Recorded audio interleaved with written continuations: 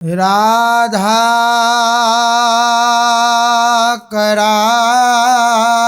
करावचित पल्लव वल्लरी के राधा पदांक विलसन मधुर स्थली के राधा यशो मुखरमत खगावली के राधा विहार विपिने रमता मनु में प्रेमानंद उत्पुलकित गात्रौ विद्युद्धाराधर समकांति श्री राधा कृष्णौ मनसि दधानं वन्देऽहं श्रीहितहरिवंशं वन्देऽहं श्रीहितहरिवंशं राधा राधा राधा राधा राधा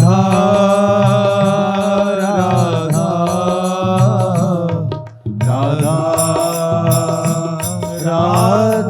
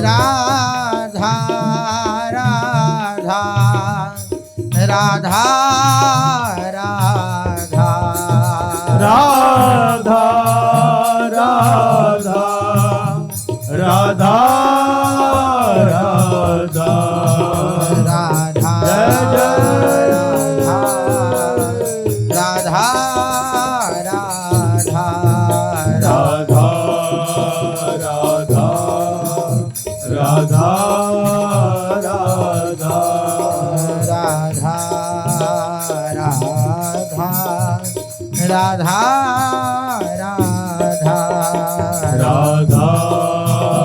राधा राधा राधा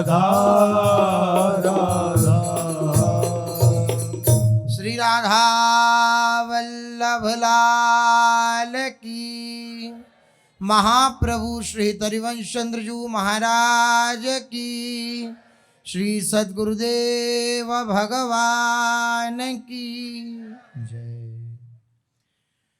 रसघन मोहन मूर्ति ठाकुर श्री राधा वल्लभ लाल जी,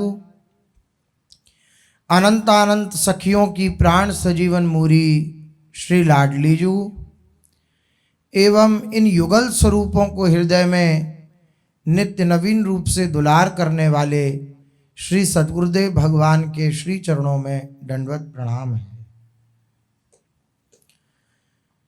भगवत मार्ग के पथिक को एक सावधानी रखने वाली विशेष बात है कि उसका संग सत्संग हो, असंग ना हो, कुसंग ना हो, सत्संग हो, शुभ संग हो, अशुभ संग ना हो। ये कैसे पहचाना जाएगा कि हमारे जीवन में शुभ संग हो रहा है या अशुभ संग हो रहा है? इसकी पहचान कैसे होगी? क्योंकि संग का बड़ा महत्व है। संग खूब आप अच्छे हों तब भी आपको बुरा बनाने की सामर्थ्य रखता है संग। चार लोग शराबी हों और आपके द्वारा यह कृत्य नहीं किया जाता, लेकिन आप 4 दिन उनके पास जाकर खड़े हो जाएं तो आप भी कहलाने लग जाएंगे, क्या? शराबी ही कहलाने लग जाएंगे। भले ही आप उसका सेवन नहीं करते, लेकिन समीप खड़े हो गए जाकर और 4 दिन खड़े रहे और 4 लोगों की दृष्टि में आ गए तो आपको भी क्या कहलाने दिया जाएगा कि यह भी इस व्यसन को करने वाला है। ऐसा ही हर प्रकार के संग में है। हमारा संग जैसा होगा वैसा ही हमारे ऊपर रंग चढ़ेगा। भगवत प्रेमी महात्माओं का संग होगा, जो एकाकी भाव से इस मार्ग पर दृढ़ लक्ष्य लेकर चल रहे हैं, ऐसे उपासकों का संग होगा, तो वही धारणा हमारे हृदय में बैठेगी। और अगर प्रपंच से युक्त विषयी जीवों का संग होगा तो वो धारणा हमारे हृदय में बैठेगी। इसलिए संग का बड़ा महत्व है। अजामिल के प्रसंग में आता है कि वे पूर्व में बड़ा ही पंडित था और खूब अच्छे से सांगोपांग पद्धति के द्वारा जो अपना कुल कर्म है उसको वह किया करता था। खूब धर्मज्ञ था, लेकिन कुसंग, दृष्टि का कुसंग हो गया। अब बाह्य केवल व्यक्ति का ही कुसंग नहीं, दृष्टि का कुसंग, कान के द्वारा कुसंग पहुंच सकता है, मुख के द्वारा भी कुसंग हो सकता है कि सामने वाले ने कुछ कहा हम भी कुछ कह दें, ये भी कुसंग हो सकता है। दृष्टि का कुसंग हो गया। कुछ सामग्री लेने के लिए बाजार में गए अजामिल, लौट रहे थे तो एक वैश्यालय पड़ा, उधर दृष्टि पड़ी, वो कुकृत्य देखा और उस कुकृत्य का ऐसा परिणाम हुआ कि पूरा जीवन उनका नष्ट हो गया। खूब मदिरा का पान करना, खूब विषयी लोगों का संग करना, एक स्त्री को भी वहां से ले आए, उसका ही संग, लेकिन संत कृपा हुई, सत्संग प्राप्त हुआ, क्षण भर का जो अमोघ है, ऐसे संतों की कृपा प्राप्त हुई तो उस कृपा के परिणाम से उनका उद्धार हुआ। अन्यथा दृष्टि का कुसंग हो जाने के कारण जीवन का परिवर्तन हो गया। कहाँ शास्त्रानुसार सांगोपांग अपनी जीवनचर्या चल रही थी और कहाँ एकदम गिर पड़े।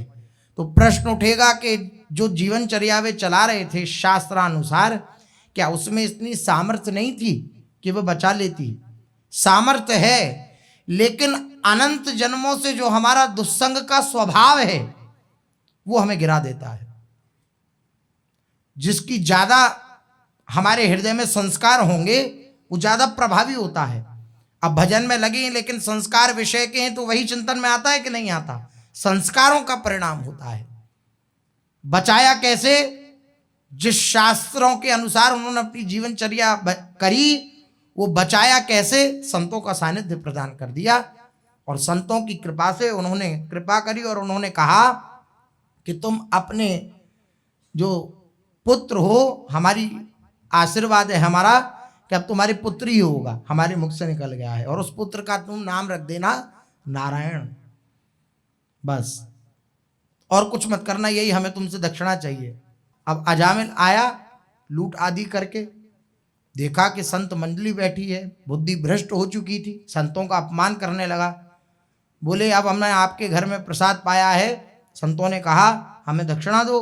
बोले महाराज आपके दंड कमंडल नहीं लिए, यही सबसे बड़ी दक्षिणा है आपको, और आप और कौन सी दक्षिणा लेना? बोले नहीं, और कुछ धन आदि तुमसे नहीं चाहिए, बस एक प्रतिज्ञा चाहिए, एक बात हम कहना चाहते हैं, उसे प्रतिज्ञा पूर्वक निर्वहन करना। बोले ठीक है, अब तो महाराज पुत्र हो, नारायण नाम रख देना, जो आज्ञा।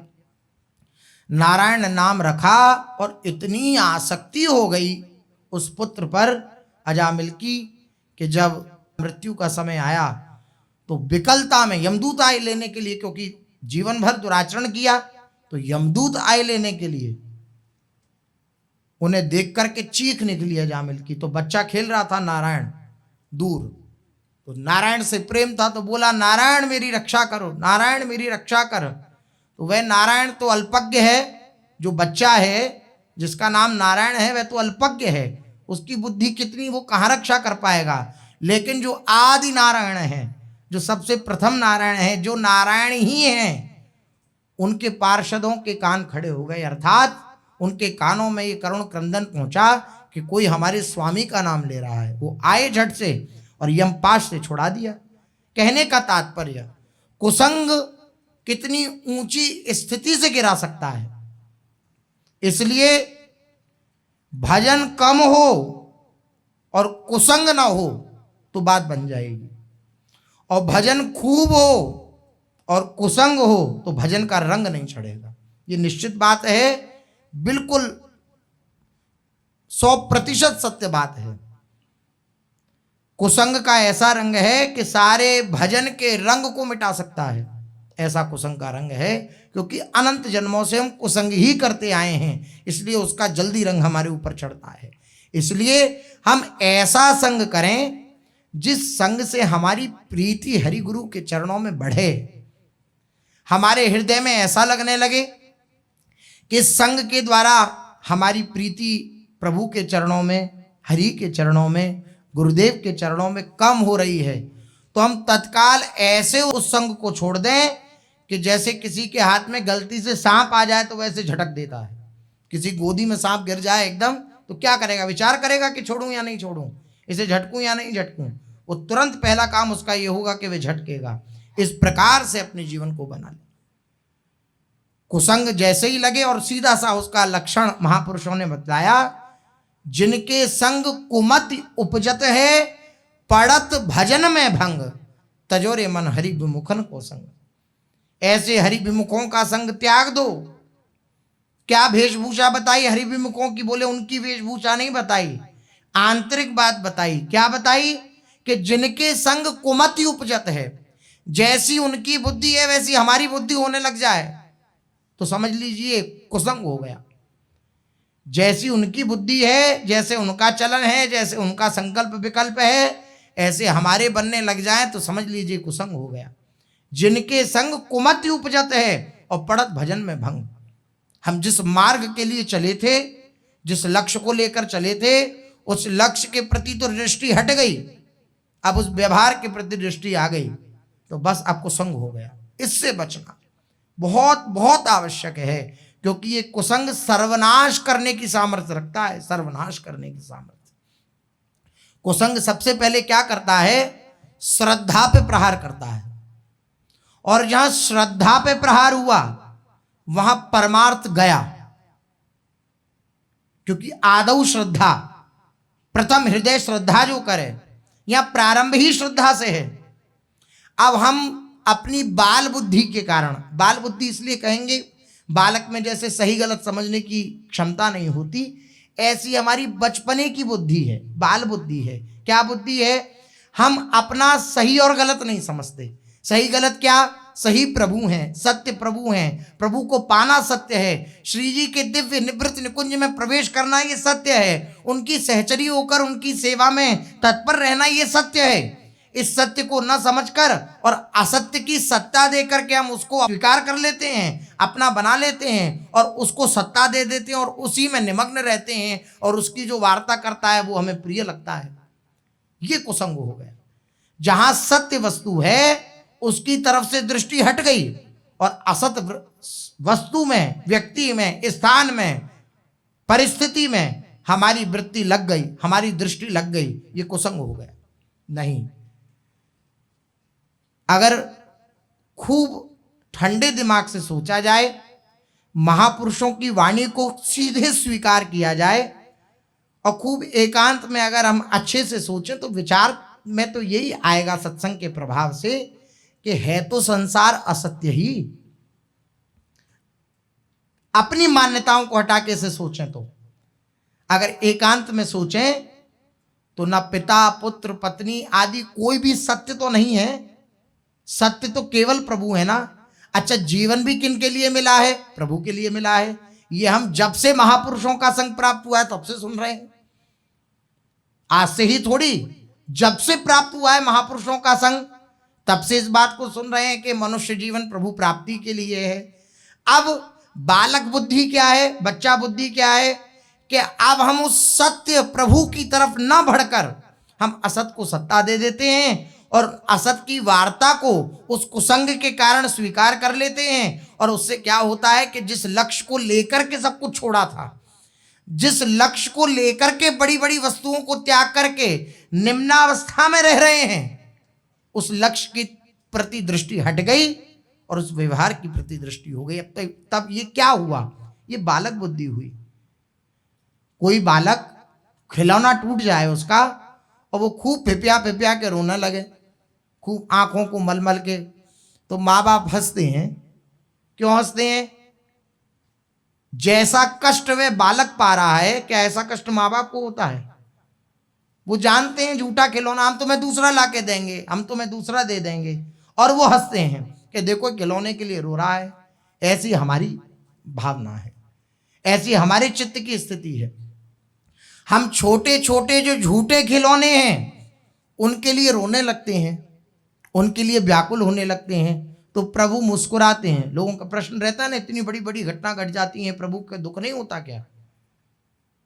तो खिलौनों को टूटने पर बच्चा दुखी हो सकता है, माँ बाप दुखी नहीं हो सकते। वो दूसरा खिलौना दे सकते हैं, आपको समझा सकते हैं, लेकिन मुस्कुराएंगे ही।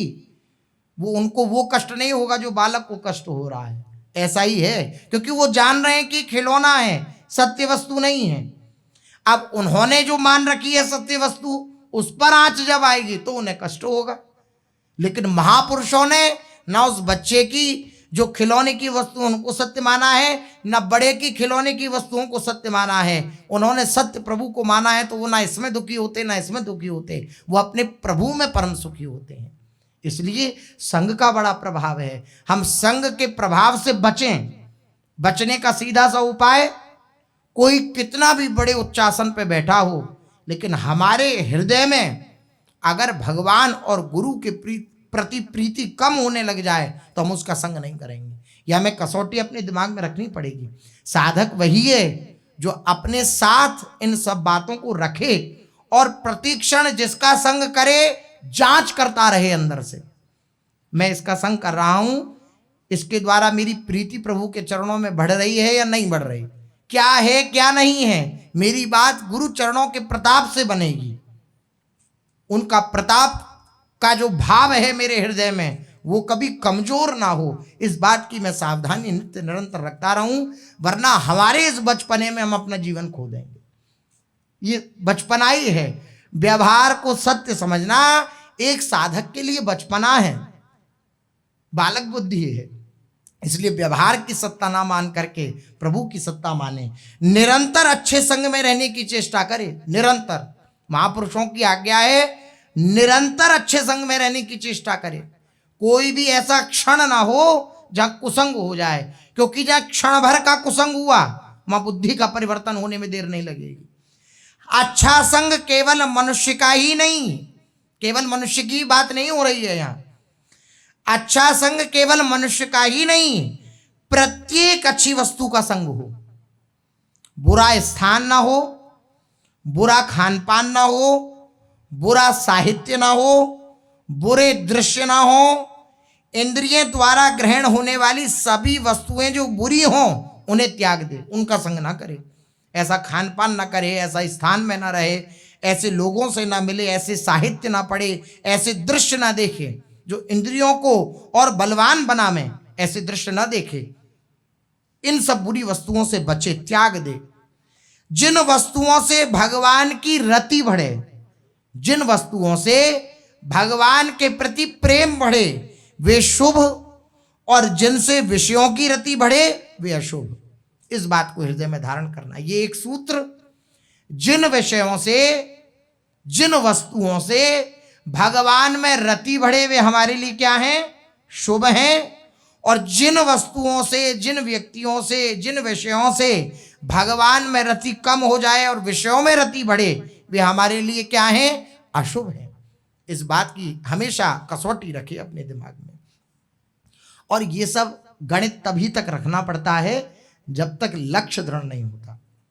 अन्यथा लक्ष्य दृढ़ हो जाए ना तो कुछ सूत्र रखने नहीं पड़ते हैं, अपने आप भगवान चलाते हैं। अपने आप भगवान आपको हृदय में इतनी जलन पैदा कर देंगे, क्योंकि लक्ष्य जिसका दृढ़ होगा वो तत्परता से प्रभु के चिंतन में लगा होगा। ये इसकी पहचान है। लक्ष्य जिसका दृढ़ होगा, सुदृढ़ लक्ष्य, वो तत्परता से भगवान के चिंतन में लगा होगा। और वो देखेगा कि मैंने इसका संग किया, मेरा चिंतन छूटा, तो वो व्याकुल हो जाएगा। तो स्वतः उसके हृदय में ऐसे सूत्र आ जाएंगे कि वे तुरंत उनसे विलग हो जाएगा, अलग हो जाएगा। ऐसे ऐसे महापुरुषों के दर्शन आज भी ब्रजमंडल में होते हैं कि जिन महापुरुषों के समीप जो साधक अवस्था में हैं, उनके समीप, साधकों के समीप अगर भीड़ भाड़ आने लगी तो वो अलग हो गए, अलग जगह रहने लगे, अलग जगह खान पान हो गया। कारण क्या है? कहीं अलग कुटिया बना के रहते थे, वहां भीड़ भाड़ होने लगी तो अलग चले गए। तो कारण क्या? भजन के प्रति दृढ़ इच्छा और प्रभु की प्राप्ति की दृढ़ आशा और दृढ़ लक्ष्य, ये सारे सूत्र प्रभु प्रदत्त होते हैं।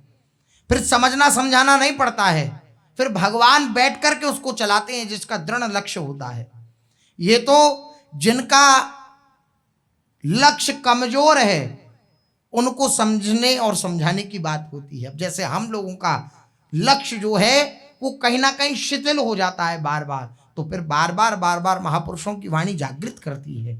अन्यथा जिनका लक्ष्य दृढ़ होगा उनको संभालना नहीं, वो संभले हुए हैं, उनको प्रभु संभाल ही रहे हैं प्रतिक्षण। और उनकी जो भजन के द्वारा तीक्ष्ण बुद्धि हो रही है वो प्रतिक्षण सारे विकारों को, सारी वृत्तियों को काटती रहती है। उनके हृदय में ऐसी भावना होती है। तो जिन वस्तुओं से भगवान में रति बढ़े वो शुभ है हमारे लिए, और जिन वस्तुओं से भगवान में रति कम हो जाए, विषयों के प्रति रति बढ़े, वो अशुभ है हमारे लिए। ये शुभाशुभ का सीधा सा हिसाब है। इसी कसौटी पर कसकर कर्म करें। ये जो कसौटी है इसी पर अपने को कस के कर्म करें। देखने की, सुनने की, स्पर्श करने की, चखने की, बोलने की, जाने की, मिलने की, व्यवहार करने की जो भी वस्तुएं हों, ये जो वर्णन किया, इनमें से जो भी वस्तुएं हों, जो भी जड़ चेतन प्राणी पदार्थ हों, यदि उनके संग से भगवान में रुचि होती है तो वो हमारे लिए परम शुभ हैं, और अगर भगवान में रुचि नहीं होती तो वो हमारे लिए परम अशुभ हैं।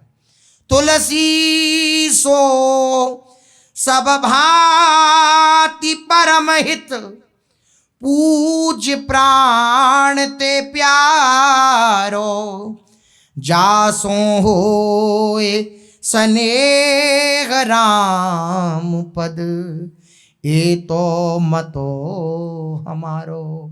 जिनके द्वारा हमारे हृदय में श्री रघुनाथ जी के प्रति, भगवान के प्रति प्रेम उत्पन्न हो जाए, वो हमारे लिए संग करने योग्य है। यही मेरा मत है श्री तुलसीदास जी के। तुलसी सो सब भांति परमहित, सब प्रकार से परमहित करने वाला है वो हमारा, वो हमारे लिए पूज्य है, वो हमारे लिए प्राणों से भी प्यारा है, जिसके द्वारा हमारे हृदय में श्री भगवान के प्रति प्रीति जागृत हो जाए, वो हमारे लिए सर्वोपरि है। यदि बड़े से बड़ा दुख भी भगवान के चरणों में प्रेम कराने वाला हो तो वो भी हृदय से स्वागत करने की वस्तु है। अगर दुख हमारे जीवन में आ रहा है और हमारी रति प्रभु के चरणों में बढ़ रही है तो वो हमारे लिए शुभ है, वो अशुभ नहीं है। इसलिए इस कसौटी को रखने के लिए महापुरुषों ने कहा कि अपनी बुद्धि में इस कसौटी को रखिए। किस कसौटी को? कि हमारा चिंतन भगवान में हो रहा है वो हमारे लिए शुभ है, भले ही बाहर से न दिखे। बाहर से हो सकता है वो अशुभ रूप धारण करके आए, लेकिन अगर हमारा भगवत चिंतन करा रहा है, भगवान के प्रति प्रीति बढ़ा रहा है, भगवान की नजदीकी और बढ़ा रहा है, तो वह हमारे लिए शुभ है। और भले ही बाहर से खूब शुभ बन के आए, लेकिन भगवान की विस्मृति करा दे तो वो हमारे लिए अशुभ है। संसार का बड़े से बड़ा भोग भी यदि भगवान से अलग करने वाला हो तो वह भोग भी हमारे लिए किसी काम का नहीं, अपितु वह आग लगने योग्य है।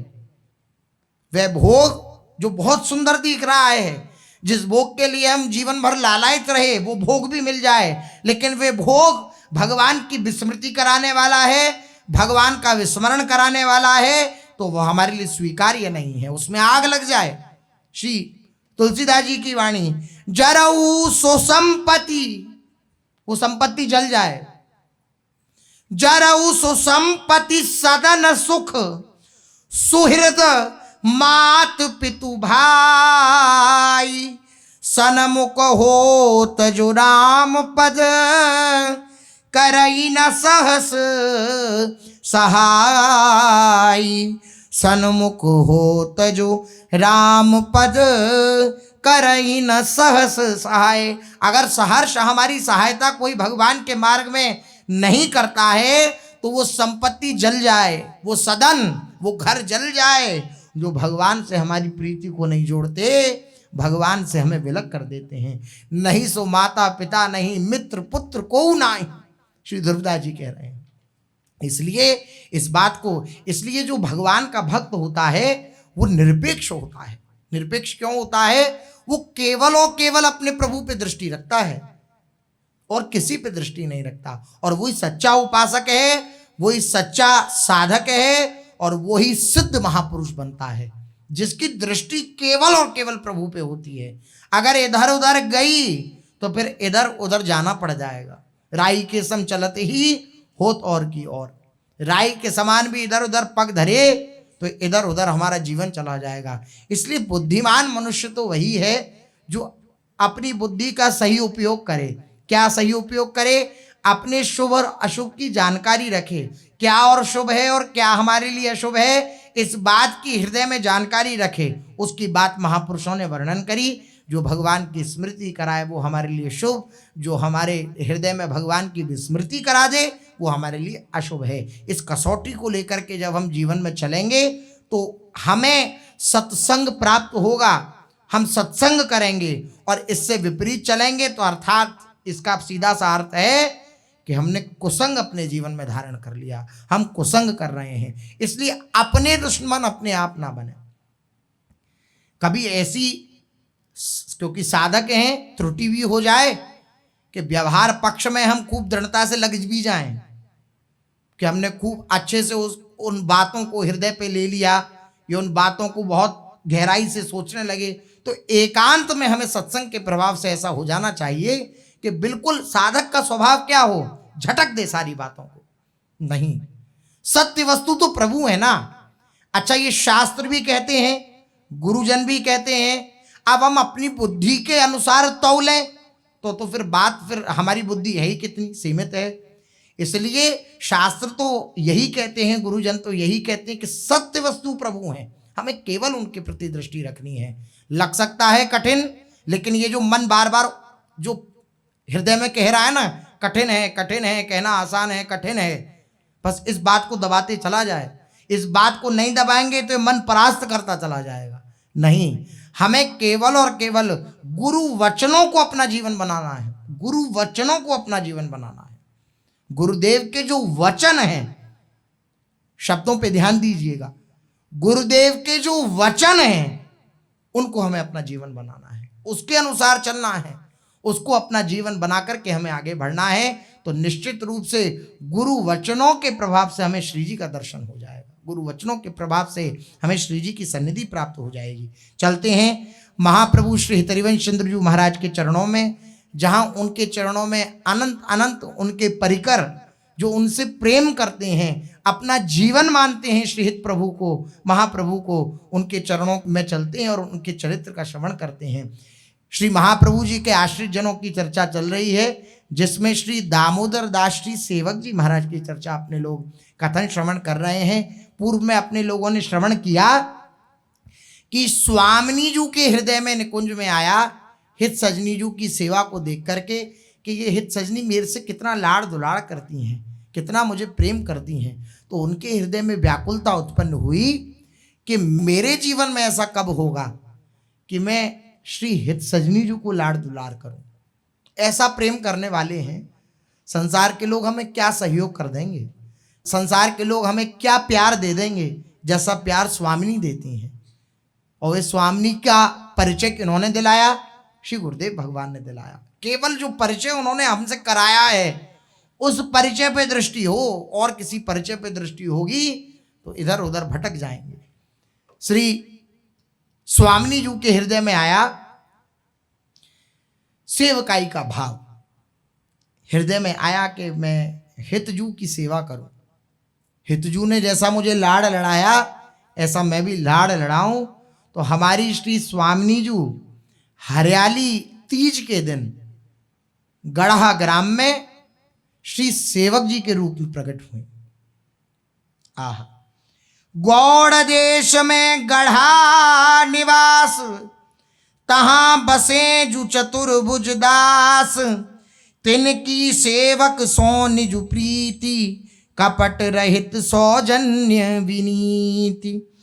उत्तम कुल द्विज प्रगटे दो, पंडित चतुर सुहृद पुनि सो, अरु हरि भक्तन सो अनुराग, सेवा करी सुचि माने भाग।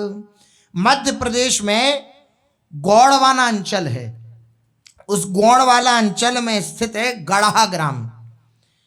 श्री सेवक जी का जन्म श्रावण शुक्ल तृतीया हरियाली तीज को एक पवित्र ब्राह्मण कुल में श्री सेवक जी का जन्म हुआ। वर्तमान मध्य प्रदेश में गढ़ा नामक ग्राम जबलपुर से 5 मील की दूरी पर स्थित है। जबलपुर के समीप 5 मील की दूरी पर गढ़ा ग्राम स्थित है, जहां पर श्री सेवक जी का प्रादुर्भाव हुआ। किंतु तत्कालीन समय में ये ग्राम गढ़ा मंडला नाम से प्रख्यात था। गढ़ा मंडला इसे कहा जाता था उस समय। आपके पिता 2 भाई थे, श्री सेवक जी के जो पिता थे वे 2 भाई थे, और दोनों भाइयों से 2 संतानें हुई। बड़े भाई से श्री चतुर्भुज दास जी, चतुर्भुज दास जिनका 12 यश ग्रंथ वाणी मिलती है, दर्शन में आती है, श्री चतुर्भुज दास जी। श्री चतुर्भुज दास जी, एक चतुर्भुज दास जी हैं जो वल्लभ संप्रदाय के हैं, वे नहीं, ये चतुर्भुज दास जी हरिवंशी, वनचंद महाप्रभु से इन्होंने दीक्षा प्राप्त करी। तो दोनों भाइयों से 2 संतानें हुई, बड़े भाई से श्री चतुर्भुज दास जी और छोटे से श्री दामोदर दास जी, श्री सेवक जी महाराज, जिनको सेवक जी कहा गया। बचपन से ही इन दोनों भाइयों के बीच अत्यंत घनिष्ठ मित्रता थी। अब ये जो निज महल से श्री जी आई हैं और ये प्रगट लीला जो कर रही हैं, अब उसका वर्णन है कि प्रगट में कैसे श्री महाप्रभु जी की सन्निधि प्राप्त हुई, प्रगट में कैसे श्री महाप्रभु जी के विषय में सुनने को मिला, और महाप्रभु जी के विषय में सुनते ही श्री सेवक जी महाराज की हृदय की दशा क्या हुई, इसका वर्णन है। बचपन से ही श्री चतुर्भुज दास जी और श्री दामोदर दास जी में अत्यंत घनिष्ठ मित्रता। दोनों बालक यद्यपि भाई हैं, भाई तो हैं ही, मित्रता भी है दोनों में, क्योंकि मन मिल गया। दोनों भगवत संबंधी चर्चाएं करते हैं, भगवान के विषय में वार्ता करते हैं, यही इनका जीवन है। अत्यंत प्रतिभाशाली हैं दोनों ही, मेधावी हैं, सहज ही सबका मन मोह लेते हैं, ऐसा इनका स्वरूप है। अब स्वयं लाडली जो हैं तो स्वरूप तो ऐसा होगा ही कि सबके मन को आकर्षित कर लें। ऐसी सुयोग्य संतान प्राप्त करके इनके पिता जो थे, उन दोनों भाई जो थे, उन दोनों के हृदय में बड़ा उत्साह होता और इनकी मेधावी बुद्धि देखकर, इनकी प्रतिभाशाली बुद्धि देखकर उनके अध्ययन अध्यापन में कोई इन्होंने कसर नहीं छोड़ी, खूब अध्ययन कराया। परिणाम स्वरूप 16-17 वर्ष की अल्पायु में ही इन दोनों ब्राह्मण कुमारों ने समग्र शास्त्रों के अच्छे पांडित्य को स्वीकार किया, अर्थात अच्छे शास्त्रों के विद्वान बन गए दोनों ही बालक, श्री चतुर्भुज दास जी भी और श्री सेवक जी भी, दामोदर दास जी भी। विद्या के साथ साथ इन दोनों में भक्ति भाव का भी निरंतर विकास हो गया, क्योंकि विद्या ददाति विनयम और विनयम ददाति पात्रता और पात्रम फलमाप्नोति। विद्या क्या है? वे विनय प्राप्त कराती है, दैन्यता आती है विद्या से। विद्या घमंड नहीं लाती। जिस विद्या से घमंड प्राप्त हो रहा है वे विद्या नहीं है कि मैं इतना बड़ा पढ़ा लिखा हूं। अगर ऐसा घमंड है तो आपने विद्या प्राप्त नहीं करी। विद्या का प्रभाव है दैन्यता आना, और विनयी जो है वही पात्र है, और पात्र को ही फल प्राप्त होता है। विद्या का फल क्या है? प्रभु के चरणों में प्रीति। शास्त्रों की विद्या का फल क्या है? प्रभु के चरणों में रति उत्पन्न हो जाए। अब जब विद्या को निष्काम भाव से ग्रहण किया गया श्री सेवक जी और श्री चतुर्भुज दास जी के द्वारा, तो उसका जो फल था हरि भक्ति, उसका प्रादुर्भाव हो गया। विद्या के साथ साथ इन दोनों में भक्ति भाव का निरंतर विकास हो गया, जिससे इनकी ख्याति और भी अधिक फैलने लगी कि विद्वान तो हैं ही और भक्त भी हैं। समय बीतता गया और एक ऐसा समय आया जब दोनों के पिता क्रमशः एक एक करके परमधाम वासी हो गए। दोनों के पिता पधार गए। विधि का विधान और संसार की गति को समझने वाले श्री चतुर्भुज दास जी और दामोदर दास जी, इन घटना से, ये जो घटना घटी, इस घटना से उल्टा ही प्रभाव पड़ा दोनों भाइयों पर। क्या प्रभाव पड़ा? वे संसार से और विरक्त हो गए। संसार में और फंसने की जगह संसार से और विरक्त हो गए, और निरंतर भजन पूजन कथा कीर्तन, बस यही इनके समय जो व्यतीत होता है इसी में। भगवान का भजन करना, नाम जप करना, कथा कीर्तन करना, बस यही इनका जीवन। अब साधु संग और भगवत भजन ही उनका एकमात्र आधार था। जीते कैसे थे? साधु संग के द्वारा और भगवत भजन के द्वारा। यही इनका जीवन, यही इनका आधार। ये दोनों ये विचार तो किया करते कि गुरुदेव का जीवन में होना अवश्यम भावी है। गुरुदेव जब तक जीवन में ना हो तब तक क्या हो, जीवन कोरा है। गुरुदेव होंगे तब इस कोरे कागज में रंग भरेंगे।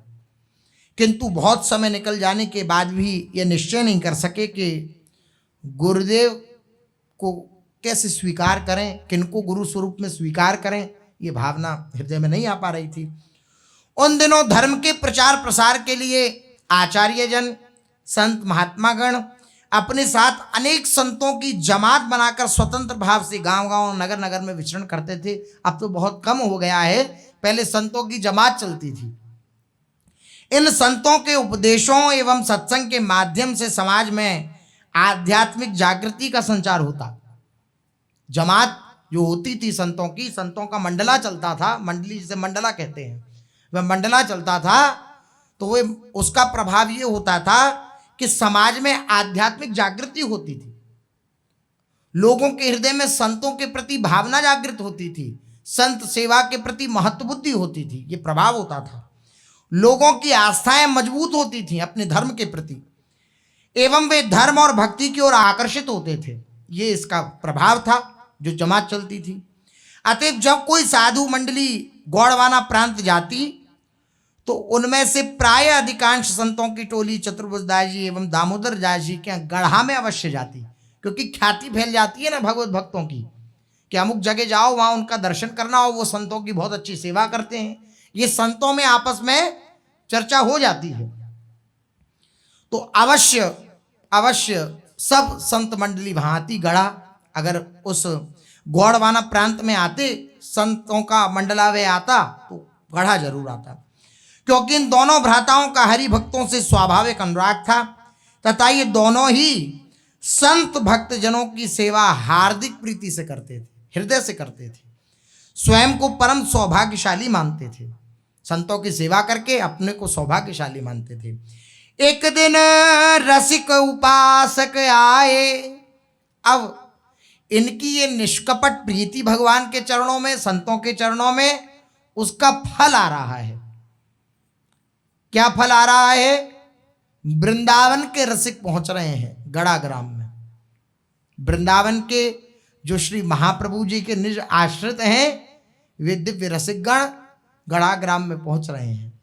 एक दिन रसिक उपासक आए, 300 मिले परम सुख पाए, निसी बसी उनकी नो प्रभु गान, तामे जुगल केली परदान।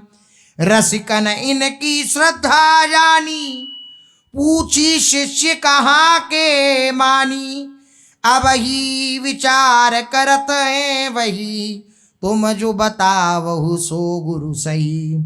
वृंदावन में श्री हरिवंश, ते अब ही सब रसिक प्रशंस, प्रीति रीति अरुरहन सुहाई, जगत क्रियाते पृथक बताई।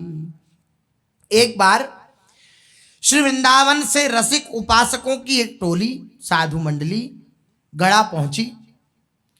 इन भक्त भ्राताओं की प्रशंसा सुनकर, श्री चतुर्भुज दास जी और श्री दामोदर दास जी की प्रशंसा सुनकर, वे सब रसिक संत इनके गृह में पधारे। जैसे ही इन्होंने देखा, दंडवत प्रणाम किया, संतों की अगवानी करी, चरण धोए, चरणामृत पान किया, आरती उतारी और भोजन श्री ठाकुर जी को भोग लगा के पवाया। संतों की बड़ी आओ भगत करी श्री चतुर्भुज दास जी ने और श्री दामोदर दास जी ने। महात्माओं को इनकी संत प्रीति देखकर बड़ा आनंद आया। इनके आग्रह विशेष से रसिक जनों ने इनके घर पर ही विश्राम किया। इन्होंने आग्रह किया कि आप लोग यहीं विश्राम करिए। संतों ने विश्राम किया। जब सब रसिकजन भक्तजन रात्रि को अवकाश पाकर सत्संग करने बैठे, तो सत्संग में उन रसिकों ने युगल केली प्रधान वृंदावन रस की सुमधुर चर्चा करी, वृंदावन की चर्चा करी। वृंदावन के खग मृग पशु पक्षी, श्री यमुना जी, श्री युगल प्रिया, सहचरी जन और श्री वृंदावन, इसकी दिव्य चर्चा करी रसिकों ने, जिसे सुनकर इन दोनों के हृदय में वृंदावन के प्रति आकर्षण उत्पन्न हुआ। ये व्यवहार की लीला है। वृंदावन रस के प्रति तीव्र उत्कंठता जागृत हो गई दोनों के हृदय में। वृंदावन के प्रति आसक्ति जागृत हो गई। इनकी उत्कट लालसा देखकर रसिक जनों ने इनसे पूछा कि आप किसके शिष्य हैं? ऐसी सेवा भावना आप करते हैं और बहुत अच्छा आपका संतों के प्रति भाव है, तो किसी का शिष्यत्व ग्रहण किया है? कौन आपके गुरुदेव हैं? प्रश्न किया। और भावना देख रहे हैं कि हम जब वृंदावन की चर्चा कर रहे हैं तो इनकी जो भाव भंगिमाएं हैं मुख कमल की, वो बड़ी विलक्षण है, क्योंकि जहां जिसका प्रेम संबंध होता है वो जागृति ही हो जाता है। आप अभी आगे श्रवण करिएगा, अभी थोड़ा ही। हरिवंश नाम सुनते ही श्री सेवक जी की दशा बदल गई। हरिवंश नाम सुनते ही, पहली बार कोई आपको किसी का नाम सुनावे तो आपके चित्त की दशा बदल जाएगी? नहीं। लेकिन ये प्रभाव क्या, हरिवंश नाम प्राण है श्री सेवक जी का। नहीं संभाल पाए अपने को, नहीं इस बात को प्रकट कर पाए कि मैं इस नाम से अज्ञात हूं, नहीं प्रकट कर पाए इस बात को, और हृदय प्रफुल्लित हो उठा। श्रवण करिए। रसिक जनों ने इनसे पूछा कि आप किसके शिष्य हैं? तब दोनों ने नम्रता पूर्वक कहा, भगवान, हमने अभी तक गुरु नहीं बनाए हैं, हमें अभी कृपा से गुरुदेव ने स्वीकार नहीं करा है किसी गुरुदेव ने, किंतु शीघ्र ये भावना हृदय में है कि किन्हीं सच्चे सदगुरुदेव की प्राप्ति हो जो हमें प्रियालाल से मिलाए, भगवान से मिलाए। अब हम आपके मुख से श्री वृंदावन की चर्चा सुन रहे हैं। श्री वृंदावन के प्रति हमारे हृदय में प्रीति जागृत हो रही है। अब आप जिसे कहेंगे हम उन्हें अपने गुरु के रूप में वर्ण कर लेंगे। आप कृपा, आप जिसकी आज्ञा करेंगे हम उन्हें अपने गुरु रूप में। अब ही विचार करते हैं वही तुम जो बतावो सो गुरु सही। आप जो बता देंगे वो हमारे लिए सर्वोपरि बात है। तब रसिकों ने बताया कि श्री वृंदावन धाम में इस समय सभी रसिकों द्वारा प्रशंसित रसिक श्रोमणि गोस्वामी श्री हितरिवंश चंद्र जी महाराज विराजमान है। आह, जो सुना श्री सेवक जी के कंप हो गया। महाप्रभु जी का प्रथम बार नाम प्रकट में सुन रहे हैं। हरिवंश नाम प्रकट में प्रथम बार श्री सेवक जी महाराज सुन रहे हैं। दशा परिवर्तित हो गई। हरिवंश नाम, आंखें बंद हो गई श्री सेवक जी महाराज की। कंप, स्वेद, पुलक, जो ये अष्ट सात्विक भाव हैं, वे दिव्य भावों का जागरण श्री सेवक जी के श्रीअंग में प्रदर्शित होने लगा, दिखने लगा। अश्रु बहने लगे, कंप होने लगा, पसीना आ गया, रोमांच हो गया, पुलक आदि दिव्य भाव प्रकट हुए। उनकी प्रीति रीति तथा उनकी जीवनचर्या सर्वोपरि है और सभी के लिए आदर्श है श्री महाप्रभु जी। संत जन कहने लगे। इसी संदर्भ में रसिक जनों ने श्री नवलदास जी के सत्संग से ओरछा नगर के राजपुरोहित श्री हरिराम व्यास जी के शिष्य होने का भी प्रसंग सुनाया। हरिराम व्यास जी का प्रसंग सुनाया श्री सेवक जी को। रसिकों द्वारा महाप्रभु श्री हितरिवंश चंद्र जी का सुयश सुनकर दोनों भाइयों का हृदय प्रेम आनंद से भर गया। शरीर रोमांचित हो गया, कंठ गदगद हो गया। थोड़ी देर में दामोदर दास जी महाराज को चेत आया, बाह्य दशा हुई और अपने को संभालते हुए भाव विभोर होकर बोले, प्रभु जिनकी महिमा इतनी विशाल है और जो प्रत्यक्ष रूप से इस धराधाम पर इस समय विराजमान हैं, अब तक हमें उनका दर्शन भी प्राप्त नहीं हो सकता। हम कितने बड़े अभागे हैं। हमसे बड़ा अभागा कौन है? हमें श्री महाप्रभु जी का दर्शन नहीं हुआ, जिनकी प्रीति ऐसी है युगल प्रिया के चरणों में, जो श्री प्रियालाल से इतना प्रेम करते हैं, जिनकी महिमा इतनी विशाल है, जो प्रत्यक्ष रूप से इस धराधाम पर विराजमान है, हम अभी तक उनका दर्शन नहीं कर पाए। बड़ा मैं अभागी हूं। चित्त तो यही चाहता है कि मैं तुरंत जाऊं और तुरंत जाकर श्री चरणों को ग्रहण करूं और अभय प्रदान करें वो मेरे को और मैं अभय हो जाऊं। ऐसा मेरा चित्त चाहता है। श्री चरणों की अभय शरण ग्रहण कर लें, किंतु इस मिथ्या जंजाल से मुक्त होकर हम वहां पहुंच सकें, ऐसा कब होगा? कब होगा? आप रसिक जन कृपा करो तब ऐसा हो। आप यह तो बताइए कि क्या श्री हित महाप्रभु हम जैसे अधमों को भी अपने पावन चरणों की सन्निधि प्रदान करेंगे? हम तो बड़े अधम हैं, नीच हैं। क्या श्री महाप्रभु जी हम जैसे अधमों को स्वीकार करेंगे? रसिक जन बोल पड़े, कैसे उपापी क्यों न होए, हरिवंश नाम जो ले, अलक लड़े तीरीज के महल खवासी दे, महल खवासी दे। आहा, रसिक जन बोल पड़े। दामोदर दास जी की जब ये दैन्य युक्ति सुनी, दैन्य भाव सुना, दैन्य पूर्ण विनम्र और प्रेममयी वाणी सुनी, तो उसे सुनकर रसिक जन एक अद्वितीय सुख का अनुभव करने लगे, क्योंकि जानते हैं कि श्री महाप्रभु जी को दैन्यता अत्यंत प्रिय है। श्री जी को दैन्यता अत्यंत प्रिय है। दैन्य रूपी सवारी पर ही श्री लाडली जी सवार होती हैं। श्री सद्गुरुदेव भगवान के मुख से अपने लोगों ने श्रवण किया है। श्री बड़े महाराज जी ने पूछा था श्री सद्गुरुदेव भगवान से, जैसे लक्ष्मी जी की सवारी है, दुर्गा जी की सवारी है, भगवान शंकर की सवारी है और अन्य अन्य देवताओं की अनेक अनेक सवारियां हैं, गणेश जी आदि की, तो श्री लाडली जी की सवारी क्या है? तो श्री सद्गुरुदेव भगवान ने कहा था कि आप ही कहें। तो पूज्य बड़े महाराज जी ने कहा कि श्री जी की सवारी है दैन्यता। जिसके हृदय में दैन्यता होती है, जो अपने को असमर्थ समझता है, जिसके हृदय में अपने को संभालने की कोई सामर्थ्य नहीं होती है, उसका जीवन श्री लाडली जो बन जाती है, उसके हृदय पटल पर श्री लाडली जो अंकित हो जाती हैं, विराजमान हो जाती हैं।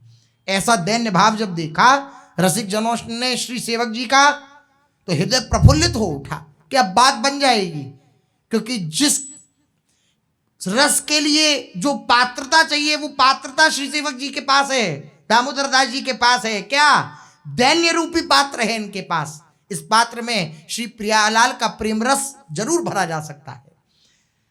उन्होंने धैर्य पूर्वक श्री दामोदर दास जी को सांत्वना दी और दोनों भाइयों को समझाते हुए कहा कि अरे तुम कैसी बात करते हो कि अधमों को स्वीकार नहीं करेंगे महाप्रभु जी। नहीं नहीं, श्री हिताचार्य चरण तो अशरण शरण अर्थात सबके शरणदाता हैं, वो सबको शरण प्रदान करने वाले हैं। कोई भी आ जाए वो कभी ऐसे शरणागत वत्सल हैं, किसी का तिरस्कार नहीं करते, किसी को अलग नहीं करते, विलग नहीं करते। ये प्रभु ही है ना, भगवान ही है। श्री विभीषण जी भी कहते हैं, जब हनुमान जी जाते हैं तो हनुमान जी जब विभीषण जी का दर्शन करते हैं, रामा युद्ध अंकित ग्रह शोभा बरनी न जाए। रामा युद्ध के द्वारा अंकित है जिनका ग्रह, उस ग्रह में पहुंचे, राम राम कहते हुए विभीषण जी उठे तो विभीषण जी कह रहे हैं कि मुझे ऐसा प्रतीत होता है मैं जिसका नाम रटन करता हूं कहीं वही तो नहीं है आप, या कहीं आप उनके दास हैं। बोले हाँ मैं उनका दास हूं।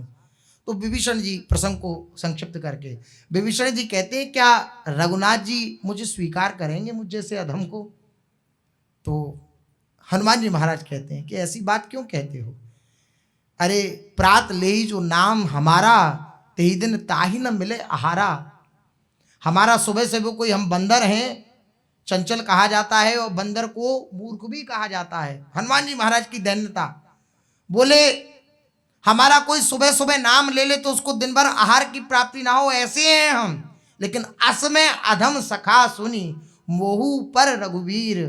श्री रघुनाथ जी के गुणों का वर्णन करने पर, श्री रघुनाथ जी के गुणों का स्मरण करने पर श्री हनुमान जी के नेत्र भर आए। बोले मैं ऐसा अधम हूं, जब मुझे स्वीकार कर सकते हैं श्री रघुनाथ जी तो आपको क्यों नहीं स्वीकार करेंगे। आप तो निरंतर नाम का रटन करते रहते हो। ये भावना होती है भक्त के हृदय में कि मैं इस योग्य तो नहीं हूं, मुझ जैसे अधम को क्या श्री जी स्वीकार करेंगी। लेकिन ये संत जन ही होते हैं जब उस समय सांत्वना देते हैं कि तुम चिंता मत करो, जरूर जरूर प्रभु तुम्हें स्वीकार करेंगे। जब हम जैसों को स्वीकार कर सकते हैं तो वो तुम्हें भी स्वीकार करेंगे। ये संतों की सांत्वना ही उन्हें आगे बढ़ाती है। जिन उपासकों के हृदय में निराशा हो जाती है तो संतों के वचन ही उन्हें आगे बढ़ाते हैं। श्री हिताचार्य चरण तो अशरण शरण है, सबके शरणदाता हैं, जिन्होंने कृपा करके ब्रज प्रदेश के प्रसिद्ध दस्युराज डाकुओं के सरदार नरवाहन को भी अभय प्रदान कर दिया। दस्युओं का सरदार था, डाकुओं का सरदार था नरवाहन, उसको भी श्री महाप्रभु जी ने अपनी कृपा करुणा से अभय प्रदान किया, अपनी शरण में रख लिया और उसे महान बना दिया। फिर औरों की तो बात ही क्या है। तुम दोनों तो प्रभु के बड़े कृपा पात्र हो। श्री चतुर्भुज दास जी से और श्री दामोदर दास जी से रसिक जन बोले कि तुम दोनों तो बड़े कृपा पात्र हो, तुम्हारी तो संतों के प्रति निष्ठा है। नरवाहन जी की तो संतों के प्रति निष्ठा ही नहीं थी, अनेक प्रकार के कुकृत्य करते थे, ऐसी उनके चरित्र में वर्णन आता है। लेकिन श्री महाप्रभु जी की कृपा करुणा ही और एक बार का दर्शन श्री महाप्रभु जी का जीवन परिवर्तन कर दिया श्री नरवाहन जी का। और श्री महाप्रभु जी की कृपा से प्रत्यक्ष प्रियालाल का दर्शन श्री नरवाहन जी को हुआ। प्रसंग सुनाया नरवाहन जी का और कहा कि तुम तो साधु सेवी हो, साधुओं के प्रति, रसिकों के प्रति आदर बुद्धि रखते हो, श्रद्धा भाव रखते हो, वृंदावन के प्रति तुम्हारे हृदय में प्रीति जागृत हो गई है रसिकों के संग के प्रभाव से। अरे तुम्हें क्यों नहीं स्वीकार करेंगे, तुम तो बहुत भले हो। तुम दोनों तो प्रभु के बड़े कृपा पात्र हो, साधु हृदय हो, भक्त हो। यदि तुम्हारे मन में उनके श्री चरणों की शरण ग्रहण करने की इच्छा है तो मेरी सलाह यह है, रसिकों ने कहा, क्योंकि अब ऐसी घटना घटने वाली है जो रसिकों के हृदय को छेदन कर दे, ऐसी घटना घटने वाली है। इसलिए महापुरुष जन अगर कोई बात कह रहे हैं तो उस बात में भविष्य भी होता है। प्रमाण। कह रहे हैं रसिक जन कि मेरी एक सलाह है। सब बात कह दी, गुरु का पता बतला दिया, गुरुदेव की शरण में जाओ। फिर सलाह देने का क्या था, सबसे बड़ी सलाह दे दी। लेकिन फिर सलाह दी कि तुम शीघ्र ऋषि बन जाओ, विलंब नहीं करना। अगर तुमने देरी करी तो देर हो जाएगी। तुम शीघ्र श्री वन में जाओ, श्री वृंदावन में जाओ, शीघ्र जाओ श्री महाप्रभु जी के चरणों में। और हम तो ऐसा चाहते हैं कि अभी प्रस्थान करो, क्योंकि शुभ कार्य में विलंब नहीं करना चाहिए। और ये तो सबसे बड़ा शुभ कार्य है, इसमें विलंब कैसा, तुम्हें विलंब नहीं करना चाहिए, जाना चाहिए तुरंत। दोनों भ्राताओं ने रसिक जनों के चरणों में सिर रखते हुए बड़े हर्षपूर्वक उनकी बात स्वीकार की और दोनों ने निश्चय कर लिया कि हम शीघ्र ही श्री वृंदावन जाएंगे। श्री हरिवंश चंद्रजू महाराज के चरणों में अपने जीवन को समर्पित करने की बात इनके हृदय में आई और इन्होंने प्रतिज्ञा कर ली कि ये मम गुरु ये निश्चय धर्यो, ये ही मेरे गुरुदेव हैं, हरिवंश चंद्रजू ही मेरे गुरुदेव हैं, ऐसा हृदय से स्वीकार कर लिया। मिलेंगे बाद में, दर्शन बाद में होंगे, दीक्षा बाद में होगी, लेकिन स्वीकार पहले कर लिया कि ये मेरे गुरुदेव हैं। और जीवन क्या बना लिया, हरिवंश नाम जीवन बना लिया। अब हरिवंश हरिवंश हरिवंश दिन रात रटन, हरिवंश हरिवंश हरिवंश। बहुत रात्रि तक श्री प्रिया प्रीतम की रस चर्चा होती रही। प्रातःकाल नित्य क्रिया से निवृत्त होकर महात्मागण तो कहीं अन्यत्र प्रस्थान कर गए। इधर चतुर्भुज दास जी एवं दामोदर दास जी श्री वृंदावन जाने की तैयारी करने लगे, श्री वृंदावन जाएं।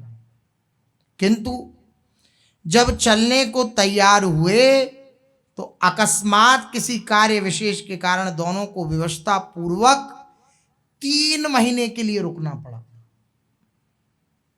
महापुरुषों ने आज्ञा कर दी थी और कह दिया था कि हमारी ये सलाह है, तुम्हें मान लेनी चाहिए कि तुरंत श्री वृंदावन निकल जाना चाहिए, वृंदावन पहुंच जाना चाहिए, श्री महाप्रभु जी के चरणों में उपस्थित हो जाना चाहिए और उन्हें गुरु रूप में वर्ण कर लेना चाहिए। लेकिन किसी कार्य विशेष के कारण कोई कार्य ऐसा अटक गया कि जिसके कारण श्री सेवक जी महाराज और श्री चतुर्भुज दास जी को रुकना पड़ा और 3 महीने तक रुके। लेकिन 3 महीने तक स्थिति बड़ी विलक्षण है श्री सेवक जी की।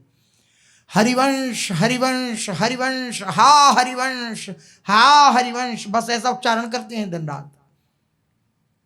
कोई ऐसी अटकलें हैं, और अटकलें क्या होती हैं, श्री जी की इच्छा ही होती है मूल में। श्री जी की इच्छा से ऐसा कोई विधान बना कि रुक गए, लेकिन व्याकुल चित्त है। और ऐसी स्थिति श्री सेवक जी महाराज की, क्योंकि हरिवंश चंद्र जी को गुरु रूप में स्वीकार कर लिया है। अब किसी के मुख से हरिवंश नाम सुन लें, क्योंकि ख्याति तो हो ही गई, रसिक जन आए, सत्संग हुआ तो सबने सुना महाप्रभु जी के विषय में। अब किसी के मुख से हरिवंश नाम सुन लें, कोई हरिवंश जी की चर्चा कर ले, तो उसके चरणों को पकड़ने के लिए दौड़ते हैं श्री सेवक जी महाराज। ऐसी स्थिति हो गई। हरिवंश नाम के प्रभाव से ऐसी अद्भुत स्थिति श्री सेवक जी महाराज की हो गई, जिसका वर्णन रसिक जनों ने अपनी वाणी में किया है। अब क्या वो दिव्य पद है, कैसी स्थिति श्री सेवक जी महाराज की हरिवंश नाम के प्रभाव से हुई, उसकी शेष चर्चा आगे। श्री राधा वल्लभ लाल की